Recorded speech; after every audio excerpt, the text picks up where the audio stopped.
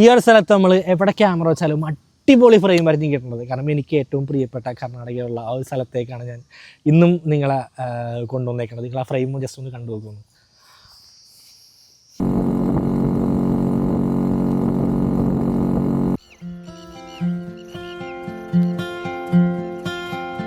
തെരുവുകൾ നീ ഞാൻ വേഗമാ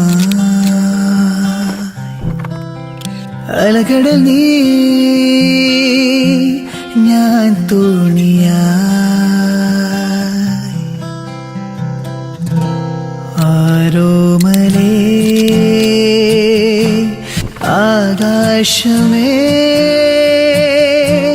അലയുന്നു ഞാൻ.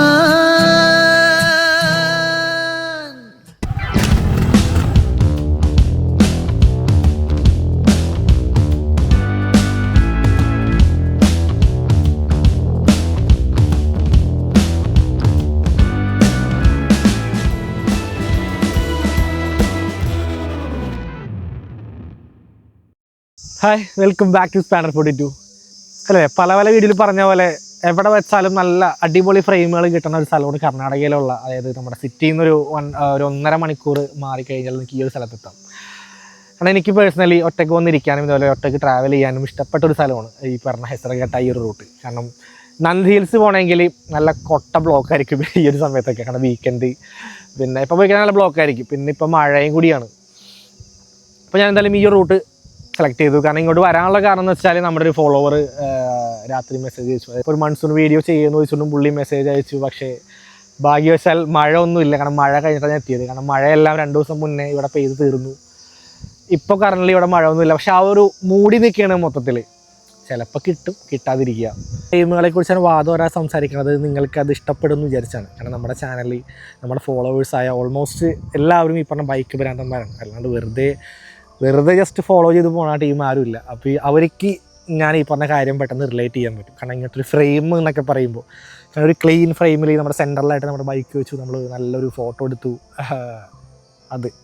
അത് കിട്ടണമെങ്കിൽ നിങ്ങളൊരു വണ്ടിപ്രാന്തനായിരിക്കണം.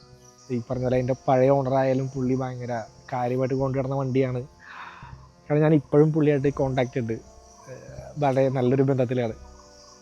ഞാൻ ഭയങ്കര ഹാപ്പിയാണ്. കാരണം ഈ പറഞ്ഞ പോലെ ഇപ്പോൾ ഒരു കഥ പറയുകയാണെങ്കിൽ ആ ഒരു പുള്ളി ഈ ഒരു ബൈക്ക് തന്ന ആൾ ക്ലീൻ ചെയ്ത് സൂക്ഷിച്ചാണ് എനിക്കത് കിട്ടുന്നത്. അപ്പോൾ ഞാൻ ആലോചിക്കും, ഞാൻ ഫ്യൂച്ചറിൽ RD വാങ്ങും. അപ്പോൾ എൻ്റെ RDയും ഇപ്പോൾ RDO കയ്യിലിരിക്കുകയായിരിക്കും. കാരണം അവർ ചിലപ്പോൾ ഒരു ക്ലീനായിട്ട് നോക്കണ ഒരാളായിരിക്കും. എന്നെപ്പോലെ തൂത്തുടച്ച് വെക്കുന്ന ഒരാളായിരിക്കും. കാരണം നാളെ ഞാൻ ഒരിക്കലും അയാളുടെ എന്തെങ്കിലും ബൈക്ക് വാങ്ങും. ഞാനിപ്പോൾ ഇങ്ങനെ ആലോചിക്കും, കാരണം നമുക്കുള്ള RD എവിടെയോ കിടന്ന് കറങ്ങിക്കൊണ്ടിരിക്കുകയാണെന്നുള്ള കാര്യം. എന്നാലും ഇങ്ങനത്തെ ഒരു ഫ്രെയിമിൽ ഇവിടെ RDയും കൂടിയും വരും എന്തായാലും.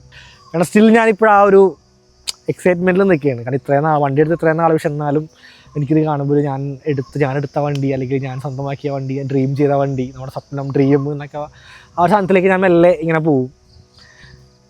പക്ഷേ ഒരു കാര്യം എന്ന് വെച്ചാൽ ഈ പ്രാവശ്യം ജാവാഡേക്ക് നമ്മൾ പോകാൻ നമ്മുടെ റോക്കിങ്ങിനാണ്. കഴിഞ്ഞ പ്രാവശ്യം നമ്മൾ പോയത് നമ്മുടെ RX-നായിരുന്നു. ഞാനപ്പോൾ ആ ഒരു ബാക്കിൽ നിന്നൊരു ഷോട്ട് ഞാൻ എടുത്തായിരുന്നു. ഈ പറഞ്ഞ ഒരു സ്ലോ റേസിൽ ആ ഒരു ടൈമിൽ ഞാൻ അതായത് കുറേ റോക്കിങ് ജാവ SD ഇങ്ങനെ നിരന്ന് നിൽക്കുകയാണ്.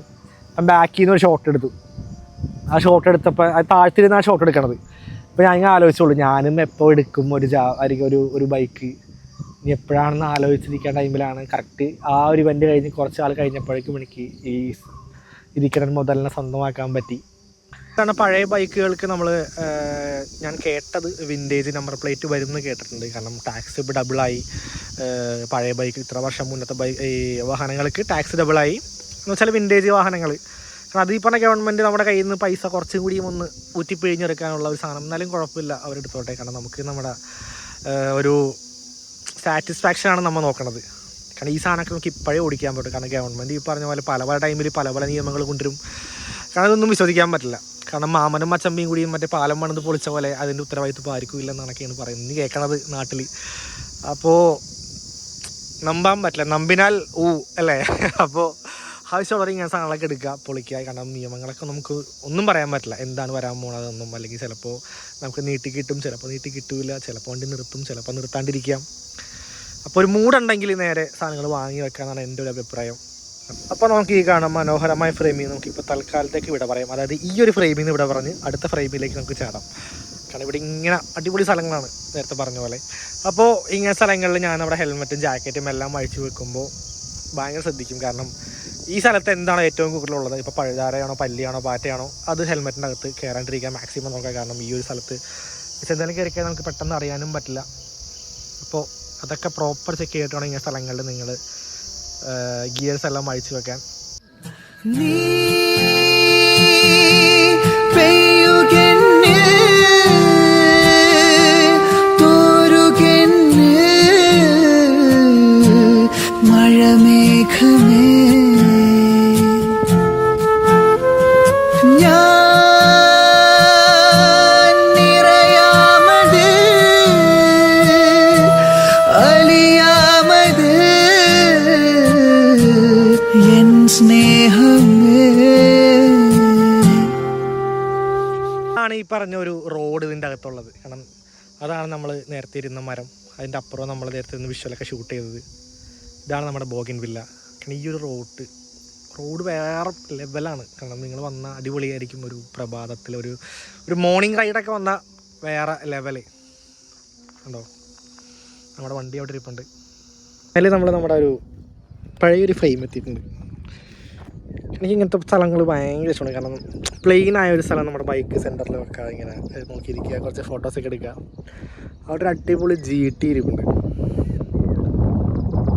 അതിന് ഓണർ മോഡ് ഇരിപ്പുണ്ട്.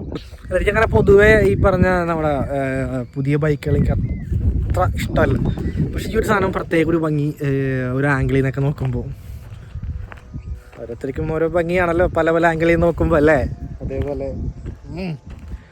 ഞാനും കുറച്ച് നല്ല അടിപൊളി ഫോട്ടോസൊക്കെ എടുത്തു. കാരണം ആൾക്കും സന്തോഷം ഫോട്ടോസൊക്കെ കാണിച്ചപ്പോൾ ഞങ്ങൾ അപ്ലോഡ് ചെയ്യാൻ ഫോട്ടോ കളറിയിട്ടൊക്കെ ചെയ്തിട്ട്.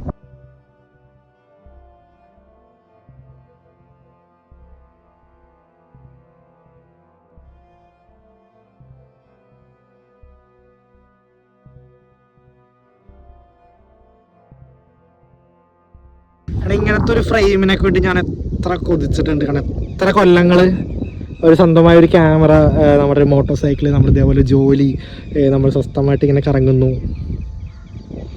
ഇതൊരു അടിപൊളി ഫോട്ടോ ആണ്, അടിപൊളി ഫ്രെയിമാണ്. ഞാൻ ഈ ഫോട്ടോ ഒക്കെ എന്തായാലും ഞാൻ അപ്ലോഡ് ചെയ്യാം. കാരണം ഈ ഒരു സ്ഥലത്തിൻ്റെ പ്രത്യേകം ഇങ്ങനത്തെ കുറേ അടിപൊളി സ്കൈ ഒക്കെ കിട്ടും. കാരണം ഭയങ്കര ബ്യൂട്ടിഫുൾ സ്കൈ നമുക്ക് കിട്ടും ഇങ്ങനത്തെ ഒരു പ്ലെയിൻ സ്ഥലത്തൊക്കെ വന്നിരുന്നാൽ. കാരണം ഈ ഒരു സ്ഥലത്ത് കൂടുതലും ഇപ്പോൾ നമ്മൾ ആ ഒരു GTയിലത്തെ കണ്ട ആൾ പറഞ്ഞത് ഇവിടെ കൂടുതലും പേര് പറഞ്ഞത് ബേർഡ് ഫോട്ടോഗ്രാഫിക്കാണ്. ഇഷ്ടംപോലെ പക്ഷികളൊക്കെ ഉണ്ടാവും ഈ ഒരു സ്ഥലത്ത്. കാരണം അതെനിക്കൊരു പുതിയ അറിവാണ്. കാരണം ഇവിടെ നമ്മൾ പല പ്രാവശ്യം ഞാൻ വന്നിട്ടുണ്ട്. ആദ്യമായിട്ട് ഒരാളാണ് പറയണത് ഇവിടെ ഏറ്റവും കൂടുതൽ ഈ പറഞ്ഞ പക്ഷികളുടെ ഫോട്ടോ എടുക്കാൻ വേണ്ടി ആൾക്കാർ വന്നതെന്ന്. നല്ല കാറ്റുണ്ട്, അതേപോലെ തന്നെ ചെറിയൊരു വെയിലും ഉണ്ട്. ഞാനിപ്പോൾ ക്യാമറ എല്ലാം എടുത്ത് വെച്ച് ഹെൽമെറ്റൊക്കെ ഇട്ടു. ഇവിടെ നിന്ന് ഒന്ന് ഇറങ്ങണം. ക്ലൗഡൊക്കെ അടിപൊളി. അപ്പോൾ ഓയിൽ കുറച്ച് ഒരു പക്ഷേ പിസ്റ്റം പിടിച്ചാലൊന്ന് പേടിച്ചാൽ ഞാൻ കുറച്ചൊരു പൊടിക്ക് ഓയിൽ കൂട്ടി വയ്ക്കണേ. കാരണം പ്ലഗ് അടിച്ച് പോയി നമുക്ക് മാറ്റാം. പക്ഷേ പിസ്റ്റണൊക്കെ എല്ലാം പറ്റിക്കഴിഞ്ഞാൽ ചങ്ക് കത്തും. അപ്പോൾ അതുകൊണ്ടാണത് പുക വരണ്ട. അപ്പോൾ നമ്മുടെ വണ്ടി ഹാഫ് കിക്കിൽ വണ്ടി സ്റ്റാർട്ടാകും. കാരണം പുള്ളി മൂസാബായുടെ ഒരു കലക്കൻ പണിയാണത്. എനിക്ക് എന്തായാലും ഇഷ്ടപ്പെട്ടത്. കാരണം ട്രാഫിക്കിലായാലും നമുക്ക് എവിടെയായാലും പെട്ടെന്ന് സ്റ്റാർട്ട് ചെയ്ത് പോകാൻ പറ്റും. നോക്കട്ടെ, കാണിച്ചു തരാം.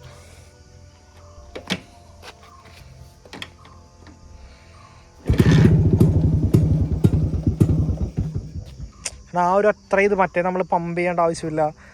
പിന്നെ ഈ പറഞ്ഞ ചിലപ്പോൾ ഇങ്ങനെ പറയും വണ്ടി ഇത്രയും മോഡ് ചെയ്തുകൊണ്ട് ഒറ്റയടിക്ക് സ്റ്റാർട്ടായി എന്ന് പറയും. പക്ഷെ അങ്ങനെയല്ല സംഭവം.